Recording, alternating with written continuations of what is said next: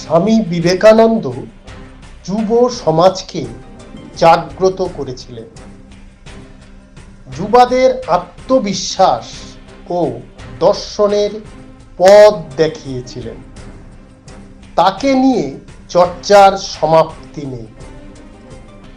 স্বামীজি নিয়ে অনেক কথা জানা হলেও তার তিরোধান দিবস নিয়ে অনেক কথাই অজানা। সেই কথাই স্বল্প করে তুলে ধরার প্রয়াস রেখেছি মাত্র। ত্রুটি বিচ্যুতি থাকলে ক্ষমা করবেন। শেষ জীবনের পূর্বের দিনগুলিতে আশ্রমের হিসাবটা নিজেই দেখভাল করেছিলেন। এমনকি শিষ্যদের মধ্যে দায়িত্ব ভাগও করে দেন। আশ্রমের ভবিষ্যৎ ভাবনায় কাজের গুরুত্ব নিয়ে স্পষ্ট বার্তা দিয়েছিলেন শিষ্যদের। পড়াশুনোয় মনোযোগী মানুষটি নিজের ঘরের বই পত্র পত্রিকা সহ কাগজপত্র সব নিজেই গুছিয়ে রাখেন। শিষ্যদের উদ্দেশ্যে স্বামীজির বার্তা ছিল, আমি চাই না আমার চলে যাওয়ার পর কেউ দুর্বল হয়ে পড়ুক।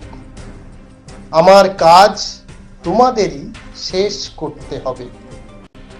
সকলেই জানেন তার প্রয়াণ দিবসটি 4 জুলাই 1902। সেদিন সকালবেলা উঠে তিনি ধ্যানমগ্ন হয়েছিলেন। গীতা ও যোগ নিয়ে শিষ্যদের সঙ্গে এক প্রস্ত কথাবার্তাও বলেছিলেন। সেটা ছিল খুব স্বাভাবিক। শিষ্যদের মধ্যে কেউ আন্দাজও করতে পারেন এটাই তার জীবনের অন্তিম দিন হবে। কেউ বুঝতেও পারেননি। সন্ধ্যায় নিজ গৃহে ধ্যানে বসেছিলেন। রাতের দিকে নীরবে নিঃশব্দে ঘটনাটি ঘটল। মহাপ্রস্থানের পথে তিনি পাড়ি দিলেন। পড়ে রইল তার আদর্শ। স্বামী বিবেকানন্দ বলেছিলেন, আজই হোক কালই হোক, শত শত যুগ পরেই হোক, সত্যের জয় হবেই, প্রেমের জয় হবেই।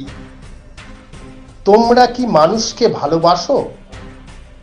ঈশ্বরের খোঁজে কোথায় যাচ্ছ? গরিব দুঃখী দুর্বল সকলকেই কি তোমার ঈশ্বর নয়? আগে তাদের উপাসনা করো না কেন? তোমার হৃদয়ে প্রেম আছে তো? তবেই তুমি সর্বশক্তিমান। তুমি সম্পূর্ণ নিষ্কাম তো? তা যদি হও তবে তোমার শক্তি কে রোধ করতে পারে?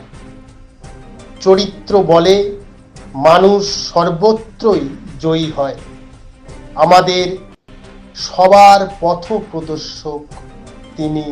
নমস্কার।